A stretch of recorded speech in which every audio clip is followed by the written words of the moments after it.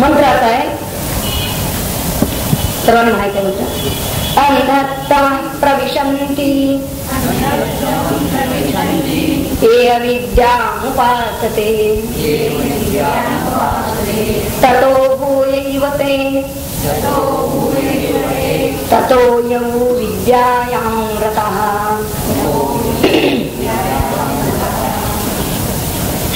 अंधं तमा तपो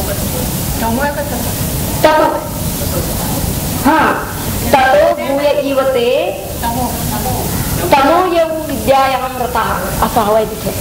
ततो जर असेल तर तिथं तमो असं करून घ्यायला पाहिजे.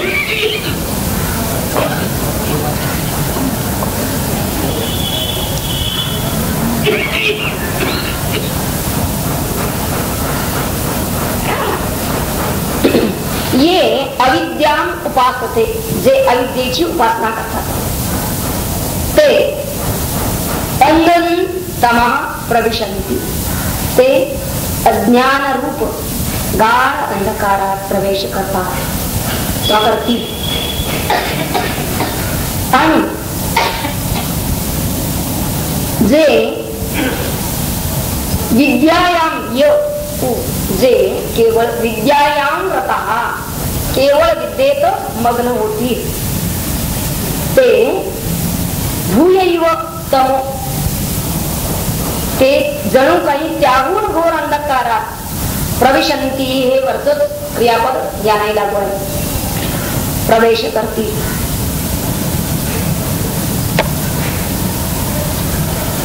शंकर भाषेला धरून आधी याचा भावार्थ थोडक्यात पाहूया आपण.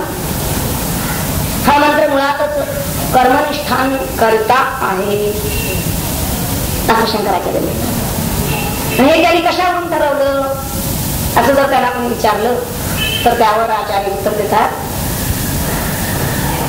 की यस्मिन् सर्वाणि भूतानि आत्मैवाभूत विजानतः तत्र को मोहः को शोकः एकत्वम् अनुपश्यतः. या मंत्रावरून मुळातच हे स्पष्ट झालेलं आहे की ज्याला कशाचीही इच्छा नाही, म्हणजे अकामना असा जो आहे, अशा निष्काम पुरुषाला एकत्वाचं ज्ञान म्हणजे आत्म्याचं ज्ञान झाल्यानंतर त्याला साध्य आणि साधन हे द्वैतच त्याच्या लेखी उरत नाही. मग कोणता विद्वान कर्माची किंवा ज्ञानाची, म्हणजे त्याची कर्माशी आणि अन्य ज्ञानाशी सांगड घालू शकेल, कोणता विद्वान असा आहे की तो सांगड घालू इच्छित. कारण जेव्हा द्वैत असेल तेव्हाच ही सांगड, हा समन्वय केला जातो. आणि जो मुळातच एकरूप झालेला आहे, आत्मरूप झालेला आहे, त्याच्या बाबतीत ही गोष्ट संभवत नाही. ज्ञान आणि कर्म यांची सांगड घालण्याचा, त्यांचा समन्वय करण्याचा या मंत्रामध्ये कर्म आणि ज्ञान यांचा समन्वय घालण्याचा संदेश दिलेला आहे. या मंत्रामध्ये जे अज्ञानी आहे, अविद्येत रत आहे, अविद्याम उपासते किंवा विद्यायाम रतः असे जे आहे त्याची निंदा केलेली आहे. तसं बघितलं तर न्यायाप्रमाणे किंवा शास्त्राप्रमाणे वास्तविक ज्याच्याशी ज्याचा समुच्चय होऊ शकतो त्याचं प्रतिपादन केलं जातं. म्हणजे याचा अर्थ या मंत्रामध्ये जो विद्या हा शब्द आलेला आहे त्याचा अर्थ शंकराचार्य सांगतात कर्म संबंधी आहे. विद्या कोणती विद्या ते म्हणतात देवता विषयक ज्ञान, त्याला आम्ही विद्या असं म्हणतो. आणि असा अर्थ आम्ही कुठून केला? परमात्म ज्ञान असा अर्थ का नाही विद्या या शब्दाचा इथे, असं जर विचारलं तर त्यावर त्यांचं उत्तर असं आहे की बृहदारण्यक उपनिषदामध्ये विद्या देवलोकः असं सांगितलेलं आहे. म्हणजे विद्येचं म्हणजे या ज्ञानाचं त्या आत्मज्ञानाहून भिन्न फल सांगितलेलं आहे, वेगळं फल सांगितलेलं आहे. आणि याचा अर्थच असा आहे की आत्मज्ञानाहून ही विद्या वेगळी आहे.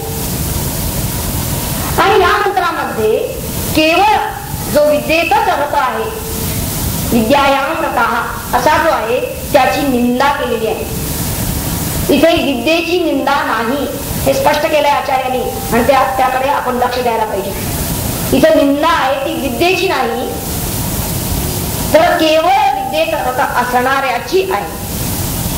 आणि म्हणजे काय तर असा जो कोणी एकांगी असेल ती त्याच्या एकांगीपणाची निंदा आहे. जो कोणी कर्मठ असेल आधी म्हणलेला अविद्या उपास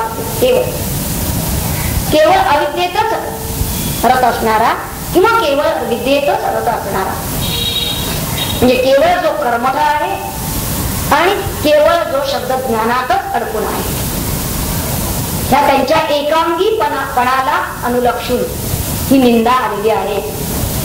म्हणजे इथं अविद्येची किंवा विद्येची निंदा करायची नाही किंवा अविद्येची उपासना करणाऱ्यांची किंवा विद्येची उपासना करणाऱ्यांची निंदा करायची नाही आहे तर त्यातल्या एकांगीपणाची निंदा करायची.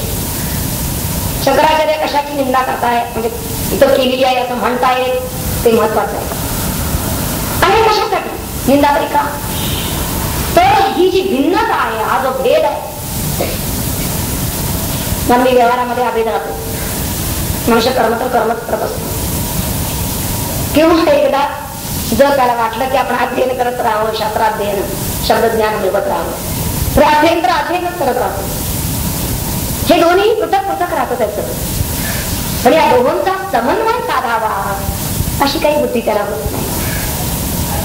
आणि त्यांनी निंदा केलेली आहे ती याच गोष्टीची की ही समन्वयाची बुद्धी ज्याच्या ठिकाणी नसते त्याची निंदा येते. इथं विद्येची निंदा करायची नाही किंवा कर्माची निंदाही करायची नाही. तर विद्या आणि कर्म यांचा समन्वय घडावा हा हेतू इथं हे सांगण्याचा हेतू हा आहे की आपण कर्म आणि ज्ञान यांचा समन्वय करावा. कारण मुळातच इथं त्यांची भिन्न भिन्न फळं सांगितलेली आहेत. पुढचा जो मंत्र येणार आहे त्यामध्ये त्या दोघांची भिन्न फळं सांगितलेली आहेत. इतर वेगवेगळ्या उपनिषदामध्येही वेदात अशी भिन्न फळं येतात.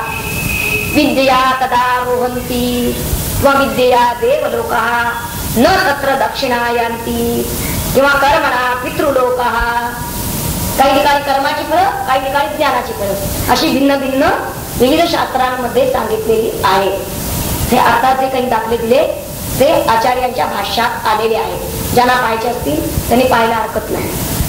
आचार्यांच्या भाष्याचा भावार्थ फक्त इथं सांगितला जातो. तर शास्त्रामध्ये ज्या गोष्टीची फळ पृथक पृथक सांगितलेली आहे आणि ती एवढ्यासाठी की या गोष्टी ही गोष्ट तुम्ही करू नका कारण ती संभवनीय नाही एवढ्यासाठी. म्हणजे आता त्यांना काय म्हणायचं आहे ते जरा सविस्तर बघूया. ते म्हणतात प्रथम की जे अज्ञान रूप अंधकारात प्रवेश करतात कोण ये जे अविद्येची उपासना करणारे अविद्या उपासते हे अंधतमः प्रविशन्ति असं पहिला चरण आलेला आहे. आता इथं अविद्या याचा अर्थ शंकराचार्य सांगतात की विद्येया अन्या. शंकराचार्यांचा अर्थ अत्यंत मार्मिक आहे. विद्येया अन्या म्हणजे विद्येहून वेगळी म्हणजेच विरोधी अशी गोष्ट. विद्येला विरोधी असणारी म्हणजे कर्म असं सांगितलंय त्यांनी. आता जे कोणी अग्निहोत्रादी कर्माची केवळ उपासना करत राहतात असे जे कर्मनिष्ठ आहेत किंवा कर्मठ आपण ज्यांना म्हणतो असे जे कर्मठ लोक आहेत की जे केवळ कर्मकांडामध्येच मग्न आहेत अशा लोकांच्या बाबतीत शंकराचार्य म्हणतात की ते अनंतः प्रविशन्ति असं इथं याज्ञवल्क्यांनी सांगितलं. जे केवळ कर्मठ आहेत ते अंधतम म्हणजे अज्ञान रूपी अंधकारात प्रवेश करतात. तसंच दुसऱ्या ओळीत ते म्हणतात जे विद्यायाम रताः जे केवळ विद्येतच मग्न आहे.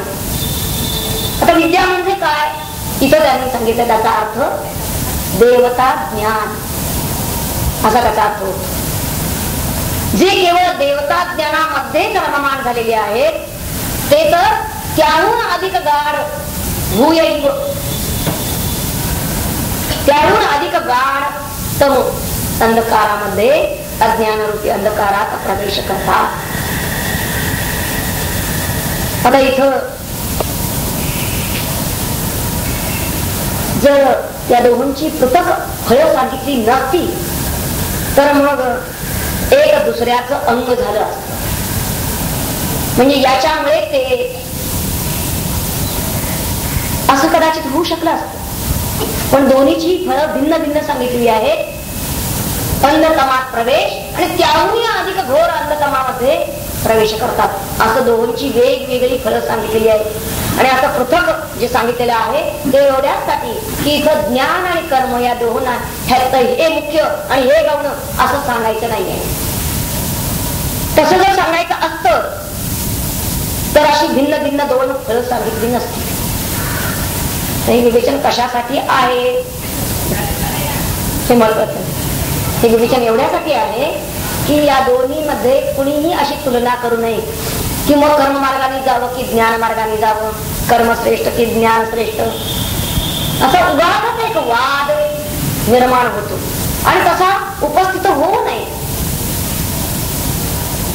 ते दोन्ही आपापल्या ठिकाणी आहेत जसे आहेत तसे, परंतु या दोघांचा समन्वय करणारा जो आहे तो महत्वाचा आहे. केवळ एकाच मार्गाने जो जाणारा आहे तो अज्ञानीच. मग भले तो विद्यायामृत असे नका, तर यातला एक एकच मार्ग जरा अवलंबणारा असेल तर तो अज्ञान रूपी अंधकारातच राहील आयुष्यभर. पण या दोघांचा समन्वय करणारा जर असेल तरच, आणि तो त्यांना समन्वय करावा हेच या मंत्रातून सांगायचं आहे. समन्वय करणारा साधून घेणार आहे, साधणार आहे आणि हे सांगावं. हे यातच त्याचं कल्याण आहे हे सांगायचं आहे त्याला. आणि म्हणून या शंकर भाषामध्ये हे जे विद्या अविद्या यांचे जे अर्थ केलेले आहेत ते अत्यंत विचारपूर्वक केलेले आहे. आपण जरा विद्या अविद्या म्हणजे काय याच्यावर थोडं चिंतन करूया. मुंडक उपनिषदामध्ये गुरु शिष्याला प्रश्न विचारतात, शिष्य गुरुला प्रश्न विचारतात की काय जाणलं आता सर्व जाणलं असं होईल, असं शिष्यानं गुरुला प्रश्न विचारलेला आहे. प्रश्न असा आहे, कस्मिन् विज्ञाते सर्वं विज्ञातं भवति. आणि याला उत्तर देताना गुरुंनी सांगितलेलं आहे की विश्वामध्ये दोन प्रकारच्या विद्या आहेत. दोन विद्या आहेत, एक पराविद्या आणि दुसरी अपराविद्या, असं त्यांनी तिथे उत्तर दिलेलं आहे. पराविद्या जाणली म्हणजे सर्व काही जाणलं असं होईल. पण परेचा मार्ग जो आहे त्या पराविद्येचा मार्ग अपराविद्येतूनच जातो. सगुणाचे निराधारे निर्गुण पाविदे निर्धारे. सर्व शास्त्रामधून जे भौतिक ज्ञान आपल्याला मिळतं त्याला अपराविद्या असं म्हणतात. आधी अपराविद्येची व्याख्या करतोय. आणि या मंत्रामध्ये सांगितलेलं जे अविद्या आणि विद्या असे जे शब्द आहेत ते सगळे अपराविद्येतच येतात. अविद्या आणि विद्या या दोन्ही अपराविद्येतच येतात. ही अशी विभागणी आपण आपल्याला समजावं, स्पष्ट विशद व्हावं एवढ्यासाठी करतो. जे जे काही भौतिक ज्ञान आपल्याला मिळतं ते अपरा विद्येतून मिळतं. आणि आपलं जीवन सुद्धा आपलं याचा अर्थ जीवाचं जीवन सुद्धा अपरा विद्येमध्येच व्यवहार करत असतात. त्या अपरा विद्येच्या अंतर्गत जे जे काही शास्त्रीय ज्ञान आहे त्या अनेक शास्त्रातून जे ज्ञान प्राप्त होतं त्या शास्त्रीय ज्ञानाला विद्या, आणि त्या विरहित जे ज्ञान त्याला अविद्या म्हणतात. शास्त्रीय ज्ञाना विरहित जे ज्ञान, शास्त्राला मान्यता आहे हे लक्षात घ्या,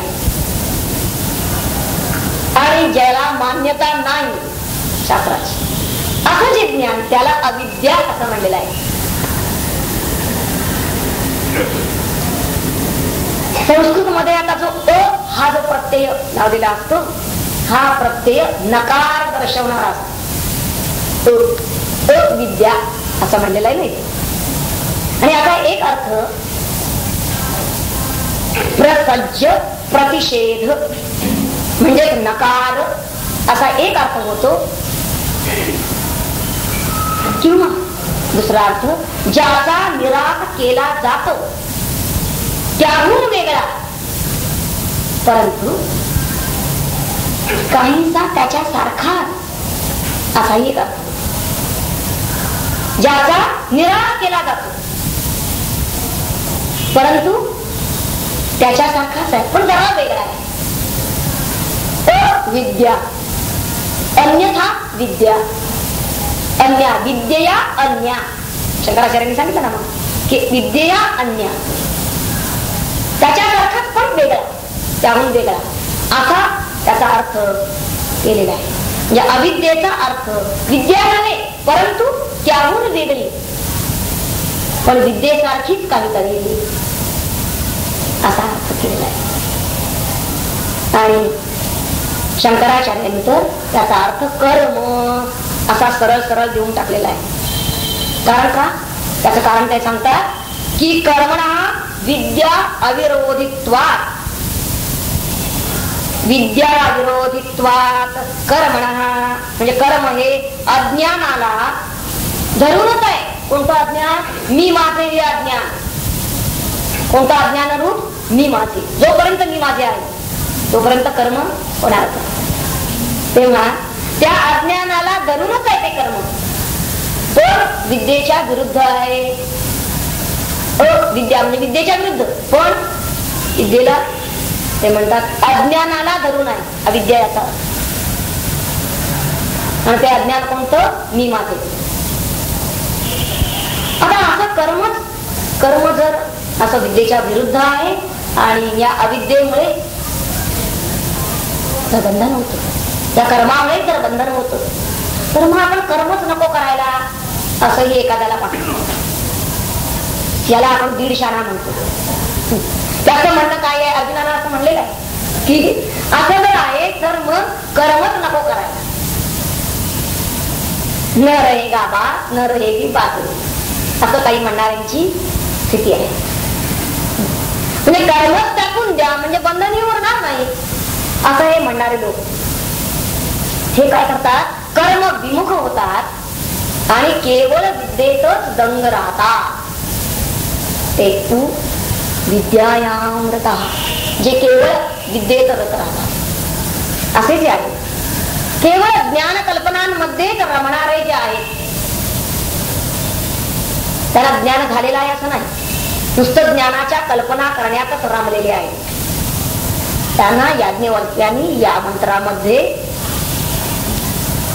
अधिक जोरदार तडाखा दिलेला आहे. ते म्हणतात ततो भूयैव ते तमो यो विद्यायामृता. हे तर अधिकच अंधकारात म्हणजे अधिक तमात, घोर तमामध्ये प्रवेश करतात. जे स्वतःला ज्ञानी म्हणतात ते तर खरे अज्ञानी. आता हे पहिले जे आहेत कर्मरत असणारे ते भले अविद्येत अज्ञान दशेतच कर्म होतात. तेव्हा ते जरी कर्म करत असते म्हणजे रजोगुणाचा तो आविष्कार आहे. पण हे जे दुसरे जे आहेत ना की यांनी कर्मच टाकून दिलेलं आहे हे तर घोर तमोगुणी आहेत. काहीही कर्म न करता नुसती भाष्कळ बडबड करतात ते तर घोर तमोगुणी असं म्हणलेलं आहे. पहिले जे आहेत अविद्येमधले ते नास्तिक आहेत आणि हे दुसरे मात्र ढोंगी आहेत. आपण आस्तिक आहोत असे दाखवतात परंतु प्रत्यक्ष त्यांचं आचरण पाहिलं तर तिथं दंभच दिसून येईल. म्हणजेच केवळ नुसतं कर्म किंवा कर्मरूप साधन एखादा जर असेल करत तर ते आंधळ आहे. आणि ते कसं वापरायचं याची आपल्याला नुसती माहिती आहे म्हणजे ज्ञान आहे असं नाही. कर्माबद्दलच, कारण कर्माचे डोळे ज्ञान, पण ते कर्माची नुसती माहिती असणं. आता एखाद्या गावाला जायचं असेल तर त्या गावाची सगळी माहिती आहे आम्हाला. ते गाव कुठं आहे, कसं जायचं, सगळी माहिती आहे, पण नुसतीच माहिती आहे. तो पोचेल का त्या गावाला? प्रत्यक्ष त्याला वाटचाल करायला पाहिजे. एखादा आहे तो लागला निघाला, जाईन कसं जाईन, गाडी केव तरी असा निघालेला आहे, त्याला काही माहित नाही हे गाव कुठं आहे. जाईन विचारित म्हणून निघाला. केवळ कर्माला प्रवृत्त झालेला की ज्याच्याजवळ ज्ञानाचा डोळा नाही, आणि ज्याच्याजवळ ज्ञान म्हणजे माहिती आहे परंतु जो कर्माला प्रवृत्तच होत नाही, असे हे जे दोघे एकांगी आहेत ज्यांच्याबद्दल या मंत्रामध्ये सांगितलेलं आहे की हे दोघेही अज्ञानीच आहेत. अंधतमं प्रविशन्ति,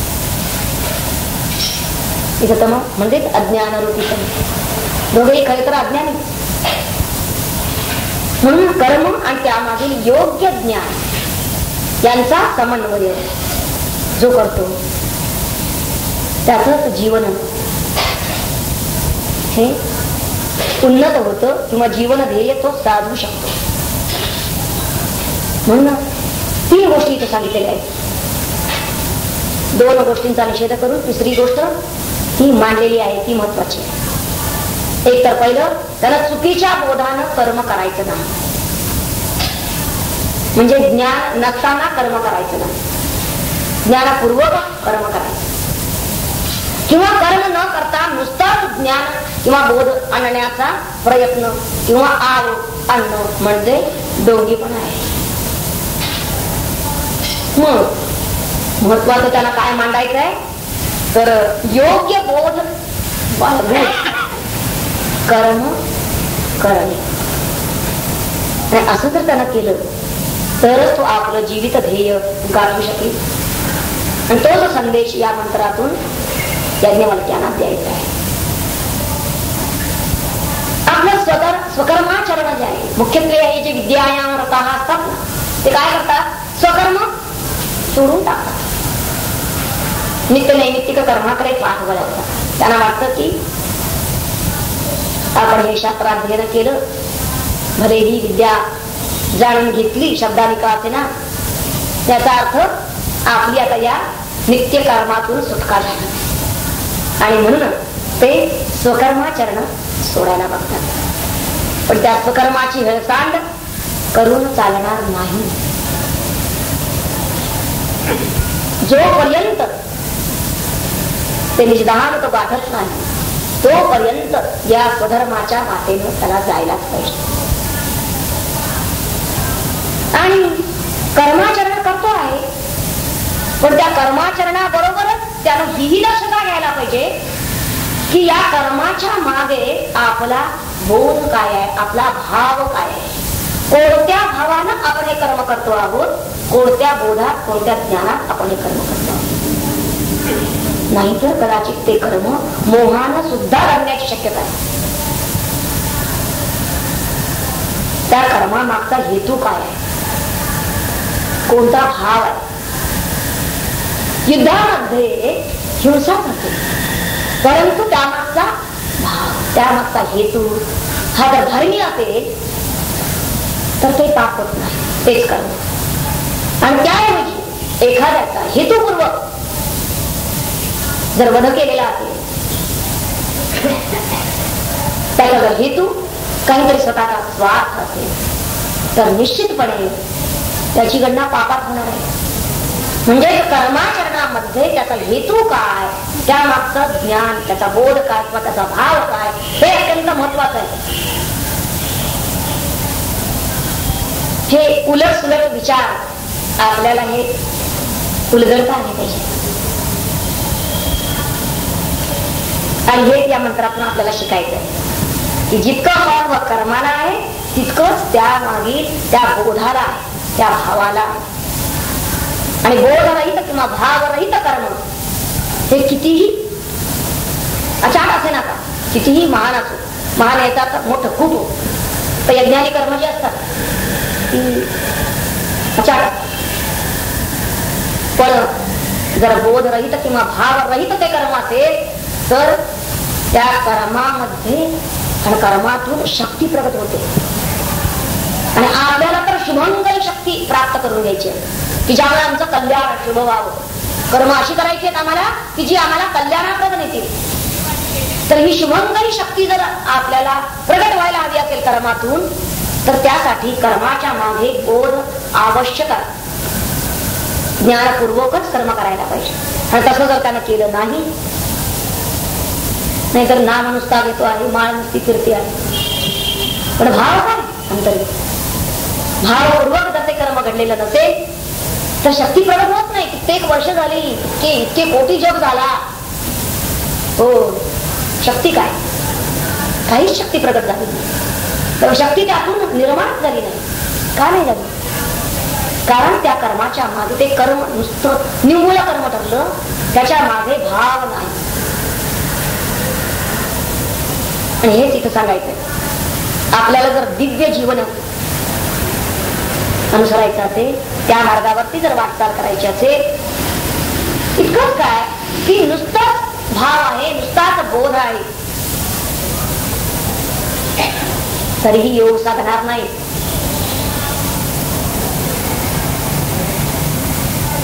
नुसता मनामध्ये इच्छा आहे, त्याच्या ज्ञानी आहे, शास्त्राने करून दिलेलं, परंतु योग साधायला हवा. योग साधण्यासाठी त्याला बघायला पाहिजे, ध्यान क्रिया योग साधायला पाहिजे. नुसता भाव आहे पण तो भाव क्रियारत नको व्हायला, म्हणून हा क्रियायोग साधन. त्याशिवाय त्याच्या ठिकाणी शक्ती अवतीर्ण होणार नाही. जी शक्ती त्यानं जाणलेली आहे, जी शक्ती जाणलेली आहे ती त्याच्यात अवतीर्ण व्हायला पाहिजे. जे ज्ञान त्यानं जाणलेलं आहे ते त्याच्यात उतरायला पाहिजे. किंबहुना तो ज्ञानरूप व्हायला हवा असेल तर त्यानं या योगात उतरायला पाहिजे. त्यानं त्या ज्ञानाशी आपला योग घडवून घ्यायला पाहिजे. आणि हा योग कर्मानेच घडणार आहे. तेव्हा मुळातच मानवी जीवनामध्ये ज्ञान आणि अज्ञान असे दोन भेद आहेत. मानवी जीवन या भेदानेच भरलेलं आहे, ज्ञान आणि अज्ञान हे द्वैत आहे तिथलं. तेव्हा आता भगवंत, त्या भगवंताला जाणणं आणि भगवंताला न जाणणं. एखादा कर्मामध्ये इतका मग्न झाला की त्यामुळे तो भगवंताला जाणत नाही. त्याला भगवंत म्हणजे काय माहित नाही.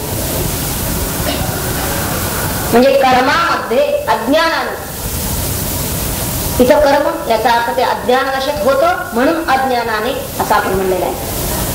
अज्ञानानं भगवंताला विसरला आणि ज्ञानानं सुद्धा, ज्ञानाचा अभिमान झाल्यामुळे सुद्धा तो स्वतःला भगवंत समजून बसला, म्हणून भगवंताला विसरला.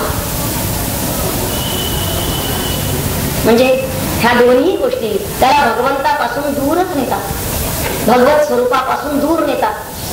अज्ञानानं जसा तो भगवत स्वरूपापासून दूर जातो तसा ज्ञानानं सुद्धा, इथं ज्ञान या शब्दाचा अर्थ हे शास्त्रीय ज्ञान, शब्द ज्ञान असा आहे. इथं ब्रह्मज्ञान किंवा आत्मज्ञान असा अर्थ अजिबात नाही. कारण त्याचं फळ सांगितलं ना त्यांनी, त्याचं विद्या या शब्दाचं फळ विद्यायामृता असा जो आहे तो, ते म्हणतात ततो भूयैवते तमो, तो अधिक घोर अंधकारात जातो प्रविशंती. अधिक अंधकारात जर जातो तर तो विद्यायामृता. इथे विद्या म्हणजे काय, केवळ नुसती शब्दज्ञान. तेव्हा अज्ञानी एक वेळ बरा असं इथं म्हणलेलं आहे. कारण हा जो ज्ञान गर्वानं फुगलेला आहे तो तर ह्या अज्ञानी माणसापेक्षाही अधिक आंधळा आहे. कारण मुळात काय असतं, ही अविद्येची अवस्था, त्यातून तो उन्नत होऊ शकतो. ती तो, कारण अविद्या याचा अर्थच मुळात अव्यवस्था आहे. त्याला व्यवस्थित काय हे कळलेलं नाही, त्याचा अज्ञान आहे त्याला. आणि अव्यवस्था एक वेळ व्यवस्थित करता येईल, अज्ञान एक वेळ निरस्त करता येईल. परंतु ज्याला मुळात व्यवस्था काय हे माहिती आहे असं माहित असून सुद्धा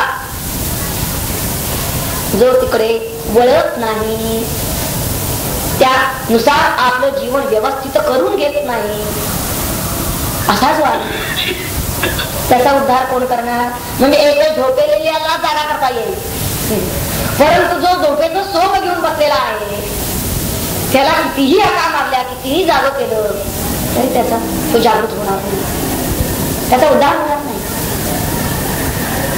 तेव्हा एकांगी जी विद्या आहे तिची अवस्था ही वास्तविक हा जो शून्य स्थितीत प्रवेश करतो, त्या शून्य अवस्थेमुळे त्याला त्यातून बाहेर पडता येत नाही. इतकी ती त्याला आकर्षण करून ठेवते, इतकी आकर्षक वाटते ती अवस्था की त्या अवस्थेतून, त्या आकर्षणातून तो बाहेर पडत नाही आणि म्हणूनच ध्येय गाठू शकत नाही. विद्येचा वास्तविक खरा मार्ग जो आहे तो सर्व जाणून घेणं आणि त्या सर्व जाणून घेऊन त्या सर्वाच्या अतीत होणं हा खरा मार्ग आहे. अपरा विद्येच्याही अतीत पराविद्या, म्हणून तिला परा म्हणजे श्रेष्ठ आणि अतीत होणे, पलीकडे जाणे असं म्हटलेलं आहे. प्रश्न आधी विचारला होता, काय जाणलं म्हणजे सगळं जाणलं असं होईल. तर सगळं जाणून घेऊन या सर्व जाणण्याच्या अतीत जाणं. तर सर्व जाणण्याच्या अतीत केव्हा गेला? जेव्हा तो ज्ञानरूप झाला, सर्व ज्ञानरूप झाला, ज्ञान हे स्वरूप झाला, तर तो जाणणं या टप्प्याच्या अतीत गेला असं म्हणता येईल. जोपर्यंत जाणतो आहे तोपर्यंत तो अज्ञानातच आहे हे सांगायचं या मंत्राला. जोपर्यंत तो जाणतो आहे, ज्ञानेश महाराज म्हणतात ज्ञाना ज्ञान गिळून चांगण्या. या चांगण्यात आहे मोहरूपी रात्रीच्या, अज्ञानरूपी रात्रीच्या या चांगण्यात आहे.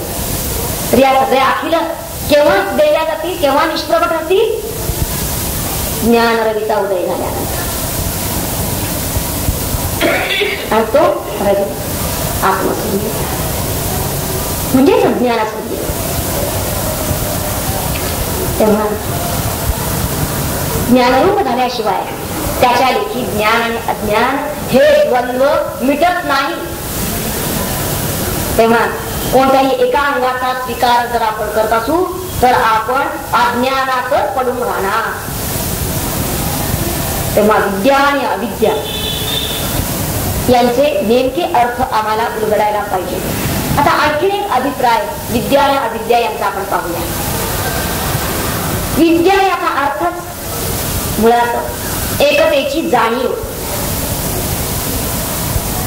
जो विद्यावान आहे त्याला माहिती आहे की या जगामध्ये एक आत्माच आहे, म्हणजे त्याला एकतेची जाणीव झालेली आहे.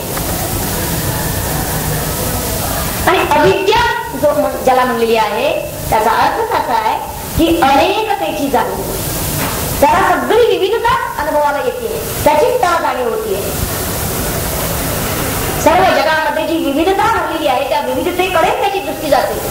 याला अविद्या असं म्हणतात, अज्ञान असं म्हणतात. जोपर्यंत आपली दृष्टी या जगातल्या विविधतेकडे जाते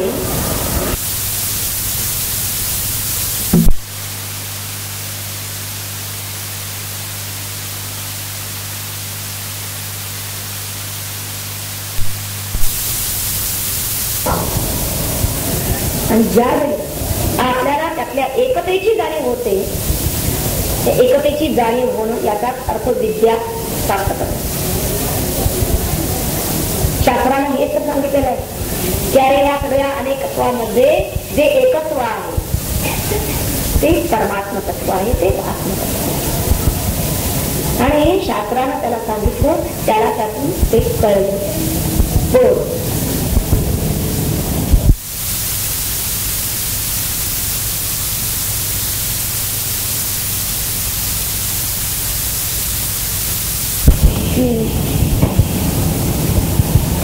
जिना माहितीये, जिन्याच्या वर आनंदच आहे हे माहितीये,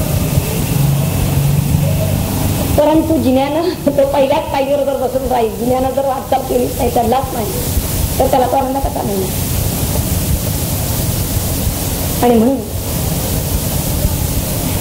जोपर्यंत ते ज्ञान कर्मरत होत नाही, कर्म म्हणजे अनुभव घेण्यासाठी ऐकण्यासाठी वेळच नाही, कर्मरहित ज्ञान चांगलं आहे असा कर्म, आणि ज्ञानरहित कर्म हे आंधळ आहे. हे दोन्ही एकांगी जे विचार आहेत, या एका एका मार्गाने न जाता त्यांचा समन्वय व्हायला पाहिजे. हे मुख्यत्वे या 9, 10 आणि 11 या 3 मंत्रामधून आपल्याला उपनिषदकार याज्ञवल्क्य सांगणार आहे. म्हणून त्यांनी या मंत्रामध्ये या एकेका मार्गाची, एकेका उपासनेची वास्तविक ती निंदा नाही. जर ती निंदा असेल तर ती यासाठी आहे की कल्याणासाठी. मनुष्य जर एकाच मार्गाने वाटचाल करत असेल, सतत कर्मरतच जर राहत असेल, तर त्यानं एक ना एक दिवस विचार करावा की आपण ही कर्म कशासाठी करतो आहोत, याचा विचार त्यानं केला पाहिजे. आणि जो सदैव नुसता विचारच करत बसलेला आहे, काहीही करत नाही, कर्मावर उतरतच नाही, त्यानंही कर्मावर उतरावं यासाठी. म्हणून हे मार्गदर्शन आपल्याला यातून मिळावं. कारण काय होतं, अविद्येच्या मार्गाने जे जातात, अविद्येमध्ये म्हणजे अविद्येची उपासना असा शब्द वापरला येतो, कर्म मार्गाने जाणार. असे कर्म तर ते का करतात, काहीतरी सुखोपभोग त्यांना हवे आहेत, सुखोपभोग मिळवण्यासाठी म्हणून ते कर्म करतात, त्यासाठी प्रयत्न करतात. आणि ते जे आणि हे करत असताना ते नीती अनिती हे काही जर माहीत नसेल तर ती कशी सरसकट कर्म करतील, आणि तशी कर्म केली म्हणून आपोआप त्यांच्या हातून पापही करतील. शुभ काय अशुभ काय जर माहीतच नसेल, शास्त्राने हे सांगितलेलं आहे, विहित काय निषिद्ध काय, पण ते जर त्यांना ज्ञानच नसेल तर मग सहजगत्या त्यांच्या हातून नकळत का होईना पण पाप घडतात, प्रमाद घडतात. आणि असे प्रमाद घडल्यामुळे त्याची फळं आहेत ना. कर्म म्हणलं की त्याचं फळ आलं, अशुभ कर्म झालं तर त्याचं पाप आणि फळ आहे, आणि म्हणून त्याचं दुःख फळ त्याला भोगावं लागतं. म्हणजे दुःख त्याला अविद्येत असणाऱ्याला दुःख का भोगावे लागतात, अविद्या पाप होते त्याला दुःख भोगावं लागतं, आणि याला त्यांनी अंधतम असणार. आणि जो विद्येत रत आहे, विद्यायाम रतः, त्याच्याजवळ शास्त्रीय ज्ञान आहे. इतकंच काय, माझ्याजवळ इतकं शास्त्रीय ज्ञान आहे याचा त्याला अहंकार आहे, आणि हा अहंकार त्याला मूळ ज्ञानापासून त्याला परमात्म ज्ञानाकडे अडसर झालेला आहे. या विद्येचं, विद्येमध्ये अनेक विद्या आहेत, काही योग प्रक्रिया सुद्धा होऊ शकतो आहे असं समजूया,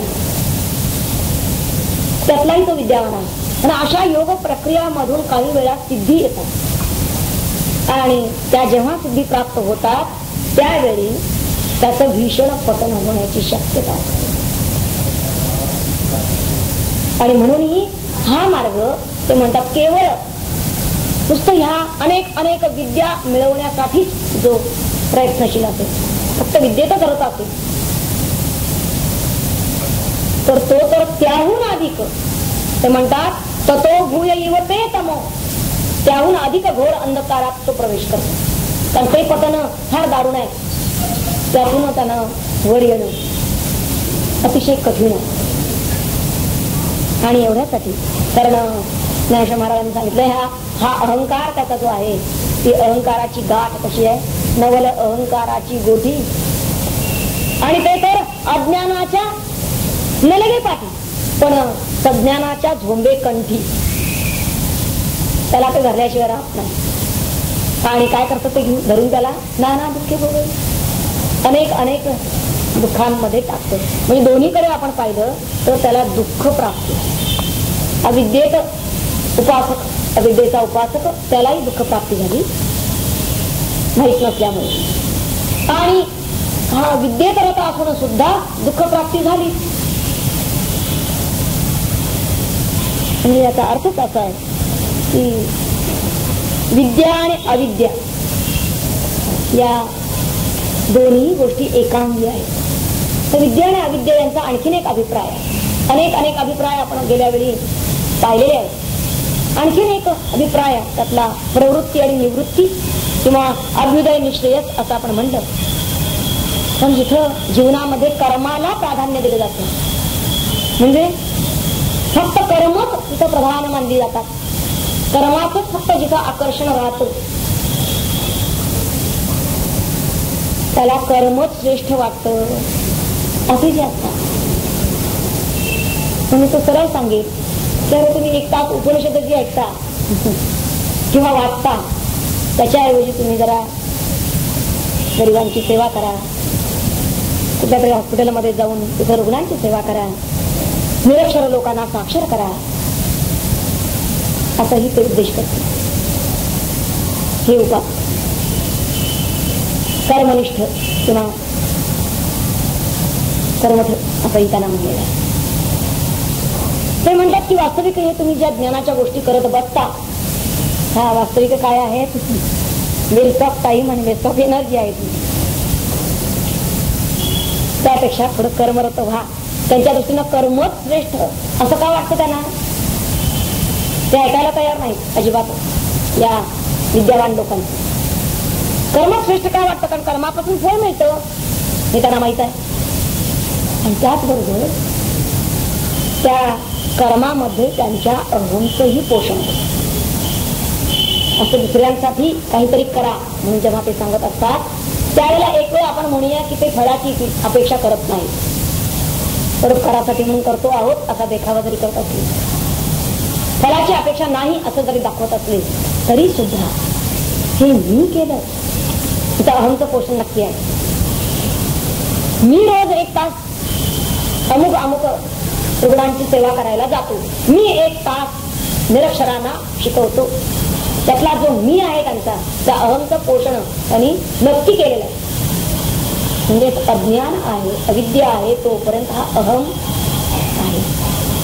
उलट त्यातच जे घडून आहे त्यांचा तो अहम आणखीनच पोचला दृढ होत जातो. आणि केवळ जे ज्ञानात रत आहेत, तिथं त्यांनी विद्यायाम रत म्हणलं, ते काय करतात, ते म्हणतात हे कर्म मुळातच असत आहे, जड आहे, त्याच्यापासून जर पाप पुण्य अशी फळच जर बघायला लागणार आहेत तर नकोच, कर्म परांगमुखच होता. मुळातच जर असत आहे, अज्ञानजन्य आहे, तर कशाला, म्हणून ते तिथून कर्म परांगमुखच होतात. इतकंच काय ते असंही म्हणाला पुढं मग बघत नाही की कर्म करणारे आम्ही कोण, भगवंत बघून घे म्हणतात. आणि आपण जे म्हणतात की आपण काय करू, नुसता रामनामाचा जप करू असे म्हणणारे जे आहे, प्रत्यक्ष वागणारे नव्हे. कारण तसाच प्रसंग उद्भवला तर त्यांची ही निष्ठा रामाशी आहे की आपल्या अहंकाराशी आहे, आपल्या देहाभिमानाशी आहे, हे त्या प्रसंगात बरोबर कळून येते. चटकन त्यावेळी त्यांचा जप तिथल्या तिथे शब्द होतो. म्हणजे निश्चितपणे केवळ कर्मपरांगमुख होण्यासाठी म्हणून, एखाद्या वैफल्यातून नैराश्यातून म्हणून जे असे उपासनेकडे, या विद्येच्या उपासनेकडे वळलेले आहेत, तत्वज्ञानाकडे वळलेले आहेत, ते तत्वज्ञान त्यांचा विकास तर कधीच करत नाही, त्यांचं जीवन उन्नत तर कधीच करत नाही. आणि म्हणून या उपनिषदानं केवळ प्रवृत्तीवाद आणि केवळ निवृत्तीवाद त्या दोघांचीही थटात केलेली आहे या मंत्रामध्ये. हा एकांगीपणा त्यांचा अत्यंत हानिकारक आहे. कोणत्याही मार्गाने जरी गेला तरी सुद्धा त्यामध्ये जीवाची हानीच आहे. या दोनही विचारसरणीच्या प्रवृत्तीच्या लोकांना या उपनिषदामध्ये ईशावास्यामध्ये उत्तम मार्गदर्शन केलेलं आहे. प्रवृत्तीवादी त्याला काय वाटतं की हा संसार चांगला आहे त्याचं म्हणणं आहे, आणि निवृत्तीवाद्याचं म्हणणं आहे की संसार हा खरा तर तो खोटा मानलेला आहे, तो वाईट आहे म्हणून. भरतृहारींचा एक उत्तम श्लोक आहे या संदर्भात. त्यांनी या दोन प्रवृत्तीवर बरोबर प्रकाश टाकलेला आहे. क्वचित विद्वत गोष्टी क्वचिदपि सुरामत्त कलह. कुठे जिथं विद्वत गोष्टी चाललेल्या असतील तिथं वाटतं की संसार चांगला आहे, म्हणूनच तर हे अशा गप्पा आनंदात करू शकतात. आणि ज्या ठिकाणी सुरामत्त कलह, सुरामत्त होऊन भांडणं सुरू आहेत, शिव्याशाप चालू आहेत, त्या ठिकाणी वाटतं संसार वाईट असा. क्वचित वीणा वादा क्वचित हा हे विरुद्धितम. ज्या ठिकाणी वीणा वादन कानावर पडतं आहे त्या ठिकाणी वाटतं संसार चांगला आहे, आणि जिथं प्रेताजवळ बसून आक्रोश चालू आहे, हृदय चालू आहे, तिथं वाटतं तो संसार आता वाईट आहे. क्वचित रम्या रामा क्वचिदपि जरा जर्जरतनु. जिथं रमणी आणि रमण असे तरुण तरुणी यांचं रमण पाहून संसार चांगला आहे असं वाटतं, आणि जिथं जरा जर्जरतनु काठी टेकत एखादा बुद्ध चाललेला त्यावेळी वाटतं की संसार हा वाईट आहे, दुःखाने भरलेला आहे. मग संसार आहे कसा?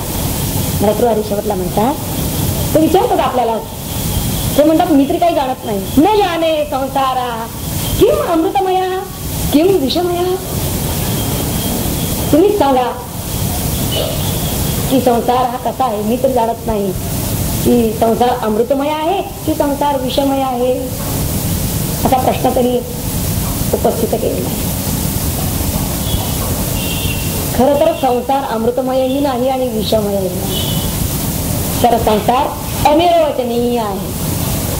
प्रवृत्तीवादी लोक म्हणतात संसार अमृतमय आहे, निवृत्तीवादी लोक म्हणतात संसार विषमय आहे, पण खरा संसार अनिर्वचनीय आहे. मायेचं लक्षण सांगितलं अनिर्वचनीय. तेव्हा निव्वळ प्रवृत्तीवाद आणि निव्वळ निवृत्तीवाद हे आपल्याला उपयोगाचे नाही. कारण प्रवृत्तीवादानं काय होणार आहे, प्रवृत्तीवाद हा भोगाकडे प्रवण होतो. भोगात जो बुडालेला आहे, कारण त्याला कर्म केलं की भोग घ्यावेच लागतात, आणि भोगात जो बुडालेला आहे तो तेजोही नाही. आणि जो पुरुषार्थ करायला तयार नाही, निवृत्तीवादी पुरुषार्थही नाही, म्हणजेच कर्तव्याकडे त्यानं पाठ फिरवली आहे असं म्हणाला. तेव्हा हे दोनही जे आहेत मुळात ते एकमेकांना आपल्या वाटेतला अडसर समजत असतात. प्रवृत्तीवादी समजतात की हे निवृत्तीवादीच मुळात बावळट आहेत, यांनी तर सगळ्या जगाला नेभळट बनवून टाकले. निवृत्तीवादी समजतात की हे प्रवृत्तीवादी वास्तविक सगळं हे असत असताना सुद्धा ते त्याकडेच वळतात आणि आपलं जीवन फुकट घालवतात असं निवृत्तीवादी प्रवृत्तीवाद्यांना म्हणत राहतात. तेव्हा ईशावास्यांनी आपल्याला याचा समन्वय कसा करावा आणि आपण सुसंवादी जीवन कसं जगावं हे आता पुढील मंत्रामध्ये ते मार्गदर्शन आपल्याला करणार आहे. नंतरच्या लगेचच्या 10व्या मंत्रामध्ये हे मार्गदर्शन झालेलंच आहे असं नाही, तर पण पुढच्या 11व्या मंत्रात मात्र त्यांनी निश्चितपणे हे मार्गदर्शन आपल्याला केलेलं आहे. 10वा मंत्र एवढ्यासाठी येतो की ह्या दोनही गोष्टी म्हणजे प्रवृत्ती आणि निवृत्ती किंवा विद्या आणि अविद्या ह्या भिन्न आहेत हे सांगण्यासाठी. भिन्न आहेत हे कसं ठरतं, जेव्हा त्यांची फळं भिन्न आहेत कळतो, त्यांचे परिणाम भिन्न आहेत हे ठरतो, त्यावेळी या दोन गोष्टी भिन्न आहेत आधी हे सांगायला पाहिजे की या दोन गोष्टी भिन्न आहेत, आणि मग त्यांचा समन्वय कसा करायचा तो पुढे सांगायचा. पण यालाच ते आणि त्यालाच हे समजून जर मनुष्य गफलत करत असेल तर त्याला आधी या दोन गोष्टी भिन्न आहेत हे सांगायला पाहिजे, त्यांचे परिणाम सांगायला पाहिजे आणि मग त्यांचं फळ सांगितल्यानंतर मग त्यातून पुढे सुसंगती कशी साधता येईल ते सांगायला पाहिजे. तेव्हा मंत्र 10वा असा आहे, आपण म्हणूया तो. ही पहिली वेळ मात्र संपूर्ण एक समास आहे, त्यामुळं ती सगळीच म्हणावी लागेल. अन्य देवाहुर विद्यया अन्यद आहुर विद्यया अन्य देवाहुर विद्यया अन्यद आहुर विद्यया. मी तिला फोडलेलं आहे ते अन्यद विद्यया, तिथेच मिक्स झाले, त्यामुळे अन्यद आहुर विद्यया. इति शुश्रुमधीराणां तेन तद्विचक्षिरे विद्यया अन्यत् एव आहुः. पहिला चरण त्यातला आहे. विद्यया अन्यत् एव आहुः. विद्येचे अन्यत् म्हणजे वेगळे काय आहे, फळ. एव त्यातलं वेगळेच फळ आहे असं आहू असं म्हणतात, असं सांगतात. आणि अविद्यया अन्यत् आहू, अविद्येचंही अन्यत म्हणजे वेगळं फळ आहे असं सांगतात, असं म्हणतात. इति याप्रमाणे धीराणाम शुश्रुम, धीर पुरुष त्या पुरुषांचे शुश्रुम म्हणजे वचन आम्ही ऐकलं आहे. शुश्रुम आम्ही ऐकतो आहोत. ये म्हणजे ज्यांनी, धीर कोण, ज्यांनी, ना म्हणजे आम्हाला, तत् म्हणजे तो विषय, या संदर्भामध्ये विद्या आणि अविद्या या संदर्भामध्ये विचक्षिरे अगदी स्पष्ट समजावून सांगितलेलं आहे. अगदी उलगडून त्यांनी आम्हाला सांगितलेलं आहे या धीर पुरुषांनी, धीराणा. आधी आता थोडक्यात जरा शंकर भाष्याला धरून आपण भावार्थ पाहायचा. शंकराचार्य म्हणतात की देवता ज्ञानाचं एक म्हणजे इथं विद्यया या शब्दाचा अर्थ त्यांनी काय केला, देवता ज्ञान. हा त्यांनी मागच्याही श्लोकाच्या वेळी मंत्राच्या वेळी सांगितलेला आहे. तर विद्या म्हणजे आत्मविद्या नव्हे. पराविद्या तिथे जे स्वरूप आहे त्याचा विचार हा नाही. पराविद्येचा विचार ही जी विद्या मिळवण्यासाठी तिला ब्रह्मविद्या आत्मविद्या असं म्हणतात. त्या विद्येचं वर्णन आपण सगळ्यात पहिल्यांदा पहिल्या प्रवचनाच्या वेळी आपण ते वर्णन पाहिलेलं आहे. आठवत असेल तर बघा. ती विद्या कशी आहे, दाविते ज्ञान भानुते अज्ञान तमनाशिते सुख शाश्वत जी देते, ही विद्या. त्या विद्येचं वर्णन म्हणजे इथं जे देवता ज्ञान म्हणलं ते त्यात नाही. जसं अज्ञान नाही, अज्ञान तमनाशिते ही विद्या कशी, दैन्य दुःख लया नेते, पाप ताप निवारिते, चित्तास शांतता देते. आणि या दोनही आपण पाहतो आहोत, विद्या अविद्या. त्यामध्ये चित्तास शांतता कुणाला तरी आहे, त्या विद्येत रस असणाऱ्याला तरी आहे, तोही अशांतच आहे. पण तीच विद्या पराविद्या की जी चित्तास शांतता दे, परमशांतीचा लाभ करून देणारी. मुक्तीच ही तुझी होते, अनेक ऐक्य पावते. आणि मागच्या वेळी आपण विद्या आणि अविद्या यांचा विचार करत असताना अनेकता आणि एकता याचा विचार पाहिलेला आहे. तर ही पराविद्या कशी आहे, अनेकी ऐक्य जी पावते अशी ती आहे. आणि अविद्या काय करते, अनेकत्वात पाहत राहते. विद्या काय करते, एकत्वाचाच विचार करते. असा एकांगी आहे. पण अनेकी ऐक्य जी पाहते ती पराविद्या आहे. अंतःप्रसन्नता देते. कुठं बदल घडणार असेल, बाह्य सृष्टीमध्ये बदल घडवायला ती आलेली नाही, तर अंतःप्रसन्नता. लोकही जी अहंते येते, कर्म करणाराही त्याचंही अहंकाराचं पोषण होतं. आणि ज्ञानात विद्येत रस असणारा तोही ज्ञानी काय आहे, त्यात अहंकारी आहे. परंतु ही विद्या अशी पराविद्या की लोकवीजी अहंते ते,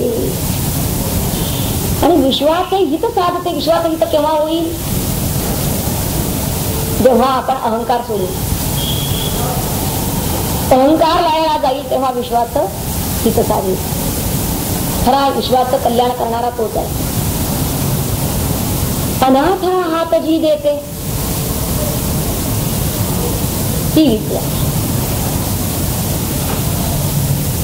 धर्मादी पुरुषार्थात येते सार्थकता जिथे. धर्म अर्थ काम ह्या 3 पुरुषार्थांचा विचार या मंत्राच्या 10व्या मंत्राच्या संदर्भात आपण आता करणार आहोत. ते आपण सार्थ करतो का हा विचार. सार्थ साक्षरता भेटे ती विद्या मिळवली.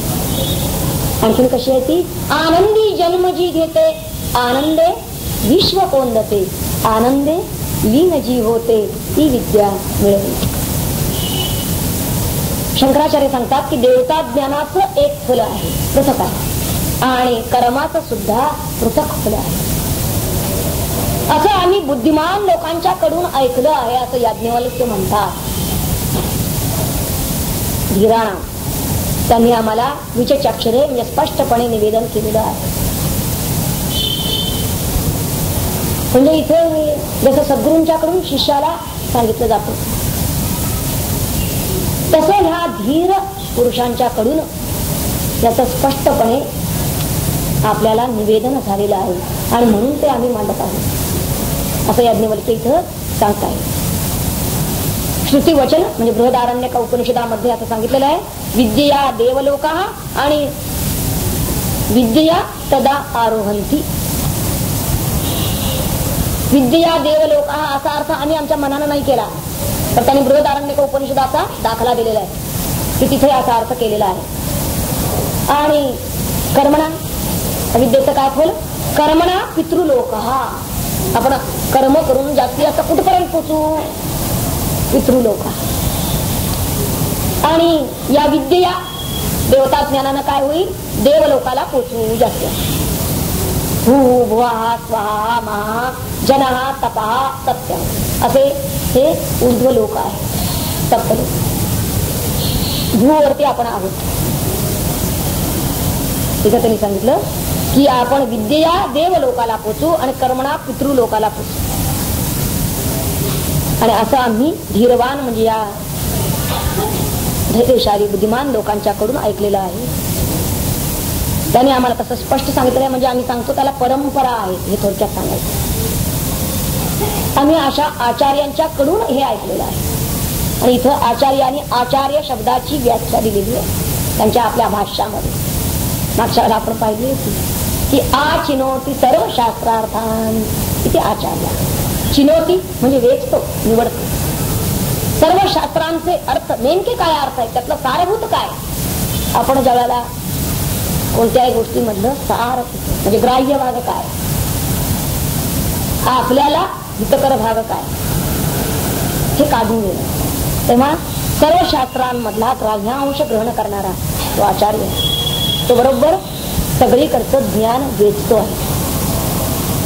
नुसतंच वेचत नाही तो, तर आचार्य शब्दाचा दुसरा अर्थ आहे की ते ज्ञान तो स्वतः आचरतो म्हणून त्याला आचार्य म्हणायचं. ज्ञान आधी वेचतो. जसं एखाद्या गोष्टीचं आपण सार काढलं आणि ते सार ग्रहण करतो. आपण ते घेतलं, आपण सेवन केलं तरच त्यात आपलं हित आहे. तर एवढं न झालं का त्याला तृप्ती झाली. तर आचार्य या शब्दाचा पुढचा टप्पा त्यांनी सांगितलेला आहे की हा आचार्य आपल्या नुसतंच आचरण करतो नाही, तर आपल्या आचरणानं आणि शिष्यानाही तेच शिकवतो, आजीवन शिकवतो.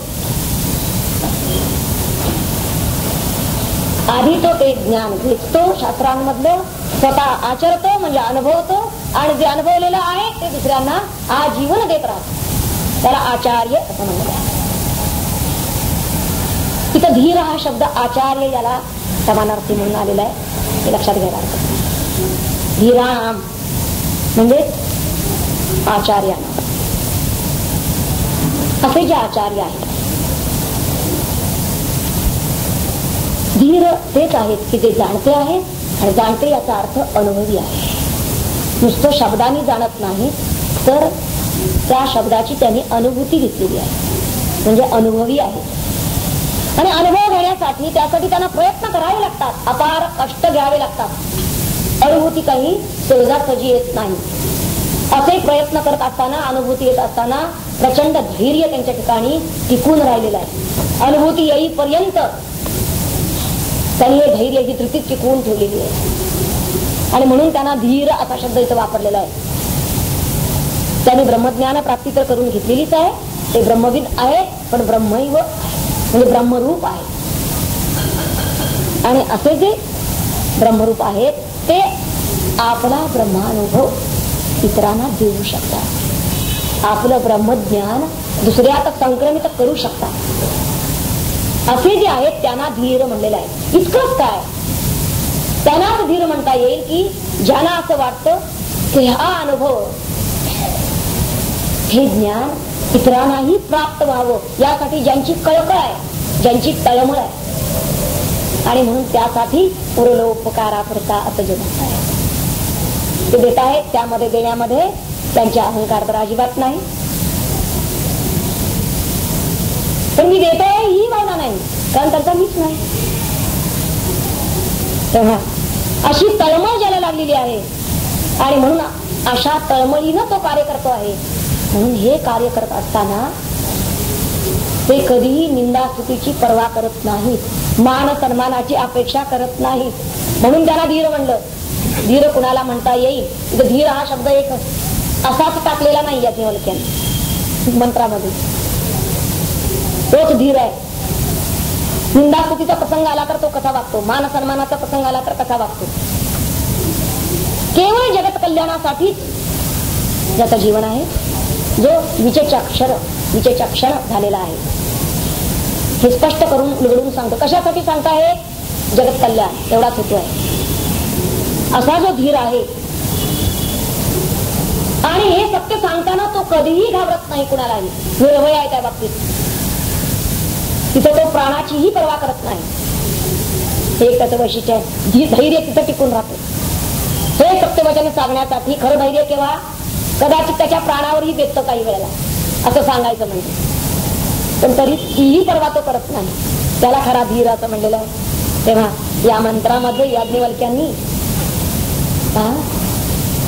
असे धीर ते आहेत, पण तरी सुद्धा त्यांनी स्वतःकडे हे घेतलेलं नाही. ही पदवी स्वतःकडे, माणसं लगेच पदवी लावून घेतात, पदवी लावायला वेळ लागत नाही.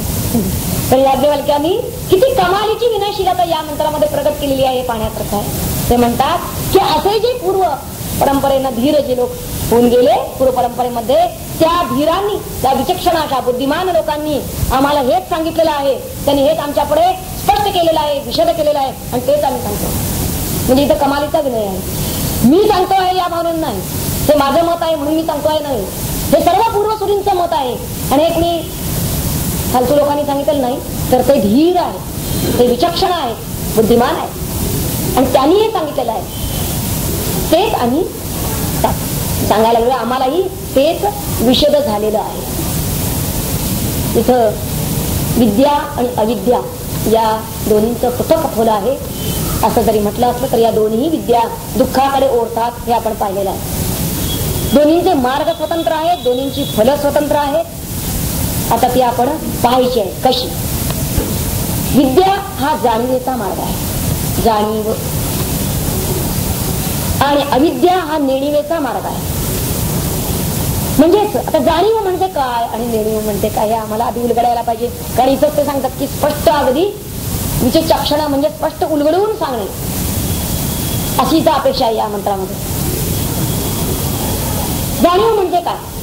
एखाद्या गोष्टीची अगदी व्यवस्थित कल्पना ती आहे, आणि ती असून हेतुपूर्वक त्याबद्दल जर आपण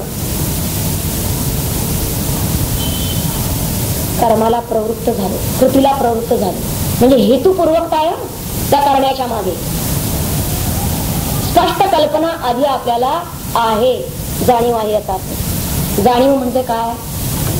तर एखाद्या गोष्टीची स्पष्ट कल्पना, आधी व्यवस्थित कल्पना आपण करून घेतली आणि मग ती गोष्ट करायला तयार झालो तर तिला जाणीव असं म्हणायचं. आणि नेणीव की गर्भित हेतू काही नाही. गर्भित हेतू नसताना एखादी गोष्ट जर आपण करायला प्रवृत्त झालो तर ती अज्ञानातच घडते. तिला नेणीव म्हणतात. काही गर्भित हेतू नाही. असं का करता माहित नाही. हे जे माहित नाही आहे यालाच नेणीव किंवा अज्ञान म्हणलं, अविद्या म्हणलं. अशा बऱ्याच गोष्टी असतात आपल्या की आम्हाला माहित नसतं आम्ही हे का करतो, तरी आम्ही करत असतो. याला त्यांनी नेणीव अविद्येत आहे तो असं म्हणलेलं आहे. आणि जाणीवयुक्त ज्ञानातून जे फल मिळतं आणि नेणीवयुक्त अज्ञानातून सुद्धा जे फल मिळतं हे दोन्ही कसं स्वतंत्र आहे का? दोघांचं कार्य भिन्न आहे, स्वतंत्र आहे, म्हणून परिणाम सुद्धा भिन्नच असतात राहतात. मुळात काय आहे की प्रत्येक मनुष्य जीव जो आहे तो मुळातच संस्कारक्षम आहे. म्हणजे काही ना काहीतरी आधी पूर्व संस्कार त्याच्याजवळ असतात. तो असंच का करतो याला काहीतरी आधीचे पूर्व संस्कार आहेत. भगवंतांनी जन्माला घालताना आधी आम्हाला आमच्या गुणकर्मानुसार जन्माला घातलेला आहे. आमचे गुण कोणते? सत्व रजतम हे गुण. आणि आमची पूर्वकर्म जशी शुभाशुभ त्यानुसार भगवंतांनी घातलं. आणि बुद्धी ही कर्मानुसारिणी आहे. ती बुद्धी आपली इच्छा सुद्धा तशीच होते, त्या कर्मानुसारच होते, त्या गुणानुसारच होते. तेव्हा बाह्य संस्कार हे सत्व रजतम या प्रकृती गुणानुसार प्रगट होत असतात आणि म्हणून त्याला त्यानुसारच भोग प्रवण बनवतात. कारण बाह्य आणि अंतर असा तो मनुष्य आहे. बाह्य काय आहे? कर्म आहे, आचार आहे. तो इंद्रियांनी जी काही कर्म करतो, जे आचरण करतो त्याला बाह्य असं म्हणायचं. आणि अंतर म्हणजे अंतर्यामी जे काही विचार करतो, ज्या कल्पना करतो त्या कशा आहेत? त्याच्या त्या गुणानुसार आहे. आणि कर्मही गुणानुसार आहे. म्हणजे प्रकृतीनुसार आपली प्रकृती याचाच अर्थ आपलं सत्व रजतम हे प्रमाण जसं असेल गुणांचे त्यानुसार आपण भोग प्रवण होत असतो. एखादा विषय पुढ्यात आलेला आहे. आता ही विकार वशता आली. विकार वशता आल्याबरोबर त्या विकार वशतेमुळे काय होईल, त्याचा परिणाम काय होईल याचा परिणामाचा विचार न करता जो मनुष्य म्हणजे त्या परिणामाचा विचाराचं भानच नाही, त्याला त्याची जाणीवच नाही, त्याची पूर्ण नेणीव आहे असा मनुष्य आपोआप विकारवश होतो. म्हणजेच भोग प्रवण होतो. याला अविद्येत ऋतू आहे असं म्हणतात. कधी विचार करत नाही की हा भोग घेतल्यानंतर याचा परिणाम काय होईल, यातून काय उद्भवेल, हे त्यांना काही त्याचा विचार केलेला नाही. ती जाणीव ते भान त्याला नाही. आणि जो हे विचार करतो, ज्याच्या ठिकाणी हा विवेक आहे की यातून याचा परिणाम काय होईल, म्हणून जो विचार करतो, विचारपूर्वक कर्माला प्रवृत्त होतो, त्याच्या ठिकाणी जाणीव आहे असं म्हणलेलं आहे. म्हणजे तो निश्चितपणे त्या नेणिवेच्या अंधारात गेलेला नाही. तर हा जीव जो अंतर्मुखतेतून म्हणजे हा अंतर्मुख झालेला आहे, विचार करायला लागला की याच्या अधीन जर मी झालो, या विकाराच्या अधीन, तर मी भोगप्रवण होईल आणि भोगातून माझं अधःपतन होईल असा जो विचार करत राहिला, असं भान जर त्याचं टिकून राहिलं, त्याचा तोल जर साधला गेला, खरा विचार येतो. आणि असा विचार केल्यानंतर तो काय करेल? नुसताच विचार केला आणि थांबला, पुन्हा करायचं व्हायचं तेच घडलं तर जर त्याला जे ज्ञान झालं, जो विवेक त्याच्या ठिकाणी अंतर्यामी उदित झाला, त्यानुसार जर तो वागला, म्हणजेच त्यानं जर तिथं त्या कर्माला तो प्रवृत्त झाला नाही, थोपवलं त्यानं, विकारवश जर तो झाला नाही, ज्या विचारानुसार तो वागला, तिथं जर सुसंगती ठेवली विचारणा आचारात त्यानं, तर त्यानं ज्ञानाचा उपयोग करून घेतला आचरणात असा त्याचा अर्थ. पण असा जर करून घेतला नाही तर नुसतंच त्याला ज्ञान झालंय, माहित आहे सगळं, असं केलं की असं होईल, एवढे सगळे आराखडे पाठ आहेत, पण त्याचा जर उपयोग त्यानं करून घेतला नसेल प्रत्यक्ष कर्म आचरताना, पुन्हा तो विकारवश, ज्ञानी असून विकारवश होत असेल, पण असा का होतो? कारण नाही उपासनेचा आधार, तो परमार्थ निराधार, त्याच्याजवळ हे बळ नाही, हे मनाचं जे धैर्य आहे ते उपासनेनं मिळणार आहे त्याला, पण ते त्याच्याजवळ नाही, म्हणून तो पुन्हा विकारवश झाला. असा जर तो झाला असेल तर तोही वास्तविक त्याला फळ मिळालं असतं. कुठलं? हे स्वतंत्र फळ, विवेकाचं फळ मिळालं असतं, तो भोगप्रवण झाला नसता. पण हे स्वतंत्र फळ असून सुद्धा तो त्या मार्गावर आरूढ होऊ शकला नाही. मार्ग माहित आहे पण आरूढ होऊ शकला नाही, मार्गक्रमणा केली नाही. आणि म्हणून नुसतंच कर्मरत राहणं, जसं येईल तसे भोग सरसकट भोगत राहणं, इथं अजिबात विवेक नाही. म्हणूनही तो टाकाऊ ठरला तो मार्ग. आणि इथं मार्ग माहित आहे परंतु वाटचाल करत नाही, म्हणूनही हा ते म्हणतात त्याहून अधिक घोर अंधतमात तो प्रवेश करतो आहे, असं मागच्या मंत्रात त्यांनी सांगितलेलं आहे. आणि या मंत्रात त्यांनी म्हणलेलं आहे की केवळ कर्म आणि केवळ ज्ञान असे हे दोन जे स्वतंत्र भाग पडतात, म्हणजे केवळ अविद्या आणि केवळ विद्या. आता केवळ अविद्येच्या बाबतीत आपण पाहिलेलं आहे, कर्म म्हणलं की त्याचं फळ आलं, फळ म्हणलं की फळाबरोबर अहंकाराचं पोषणही झालं, आणि अहंकार पोचला गेला की तो आपोआप इतरांच्या पासून वेगळा पडला. अहंकारी मनुष्य हा कधीही एकरूप होऊ शकत नाही. त्याचा अहम शिल्लक आहे तोपर्यंत तो दुसऱ्यांच्या पासून वेगळाच. म्हणजे या मार्गानेही तो परमात्मा रूप होऊ शकणार नाही. आणि विद्येच्या मार्गानं जर का त्यानं हे परमात्म्याचं कार्य असं म्हणून जर केलेलं नसेल, कर्तव्यात तो चुकला असेल, कर्म जी विहित कर्म सांगितले पण ती त्यानं केलेली नाही, कर्मच नको असं म्हणून जर तो बसलेला असेल आणि नुसताच जर ईश्वरी विचारात सगळं जीवन नुसतं विचारातच व्यतीत करत असेल तरी सुद्धा हा केवळ विद्येचा मार्ग सुद्धा त्याला पुरुषार्थहीन बनवतो. आणि म्हणून तो जन्मभर रड गाणंच गात बसतो. त्याचं जीवन कधीच परिपूर्ण होत नाही, उणीव त्याच्यात ही जीवनात उरते. तेव्हा ह्या दोनची स्वतंत्र फलं काय आहेत, ती स्वतंत्र फलं एवढ्यासाठी सांगितली की हे दोन मार्ग स्वतंत्र आहेत. आणि म्हणून प्रवृत्ती आणि निवृत्ती, केवळ प्रवृत्तीमध्ये रममाण होणारे हे कधीच निवृत्त होत नसतात. हे अगदी अलिखित नियम आहे. केवळ प्रवृत्तीत रत असणारे ते कधीही निवृत्त होणार नाही. म्हणजे त्यांना बाह्य अगदी नोकरीमधली निवृत्ती जरी मिळाली तरी ते पुन्हा काय करतील, पुन्हा दुसरी नोकरी घेतात. निवृत्त व्हायला तयार नाही आजीवन. नुसता हा एवढाच बाह्य विचार शास्त्र करत नाही. शास्त्र सांगतं यावर, खरं तर शास्त्रानं असं सांगितलेलं आहे आपल्याला धर्मार्थ काम या बाबतीमध्ये विचार करायचा आहे की 8 तास कर्म प्रधान राहा आणि 8 तास निवृत्ती. त्यांनी सांगितले प्रवृत्तीला 8 तास द्या, तसंच निवृत्तीलाही 8 तास द्या. हा, ही विभागणी त्यांनी कशी केलेली आहे शास्त्राने. शास्त्रवचन असं आहे, धर्म अर्थ काम सममेव सेव्या. धर्म अर्थ आणि काम यांचं समान सेवन करा. धर्म अर्थ काम समम एव सेव्या, ते सारखंच सेवन करा. जसं माणसाच्या जीवनामध्ये कर्म हे जरूर आहे, तसंच म्हणजे प्रवृत्ती जरुरीची आहे, तशी निवृत्ती सुद्धा जरुरीची. का निवृत्ती का जरूर आहे? कारण त्या निवृत्तीतच समाधान आहे. केव्हा ना केव्हा तरी त्याला विसावा हवा आहे ना, शांती हवी आहे. तेव्हा आता हे समाधान किंवा ही निवृत्ती म्हणजे काय? समाधान कशा तऱ्हेनं हे हा समन्वय करायचा आहे तो आपण पाहायचा. कर्म तर करायचे आहेत पण समाधान तर हवं आहे, निवृत्ती तर हवी आहे. तर कर्माची प्रवृत्ती म्हणजे कर्माकडे प्रवृत्ती आहे, पण निवृत्ती कशाची? फळाची निवृत्ती. कर्म करायची कुठली? शास्त्रानं सांगितले ती भगवंताच्या आज्ञा म्हणून, हे ईश्वराचे मनोगत म्हणून केली या निभ्रांत तरी तो खूप परमात्मा प्रसन्न होतो.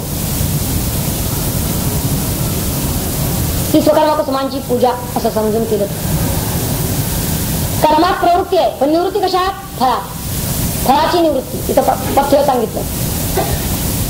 म्हणजे एकदम त्याने कर्मापासून निवृत्त व्हायचं नाही तर फळापासून निवृत्त व्हायचं. आणि दुसरं निवृत्त कशापासून व्हायचं आहे?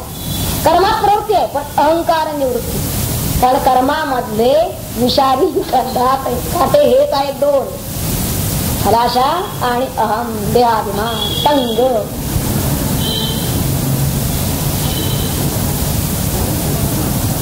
कर्तृत्वाचा मद आणि कर्मफळाचा आस्वाद तुला नाव बंद कर्माचा की कर्म हे त्याला बद्ध दशेला आणतं. ते वाईट का तर ते बंधन करतं. त्यातलं बंधन करणारे घटक कोणते आहेत? हे 2 घटक आहेत. खलाशा थोडं पाहिजे असं वाटणं आणि हे मी केलं म्हणजे तिचा अहंकार आहे. तिथे ही जी अहंकार वृत्ती आहे, देहाभिमान आहे, तो प्रत्येक कर्माच्या, कारण देहाकडून कर्म घडतं ना, म्हणून त्याचा देहाभिमान आहे. तेव्हा अहंकार निवृत्ती आणि फलाशा निवृत्ती या 2 निवृत्ती या बाबतीत ठेवा आणि कर्म जशी वाट्याला आलेली आहेत तशी दूर लुटून द्या. दूर लुटून द्या म्हणजे ते अजिबात चिकटून घेऊ नका अंगाशी. कर्म ही चिकटतात पण केव्हा? त्या कर्मातल्या फलाशेला आणि अभिमानाला आपण चिकटलो तर. आपली वृत्ती जर तिकडे दोन्हीकडे जाऊ दिली तर ज्ञानाचा विचार केव्हा येतो? वृत्ती याचा अर्थच ज्ञानवृत्ती. इथं विद्या हा शब्द ज्ञानवृत्तीसाठी वापरलेला आहे. म्हणून सांगितलं की जीवन आपलं हे अंतर्बाह्य असं आहे. सम्यक जीवन हे. बाह्य काय आहे? आचार आहे, कर्म आहेत बाह्य.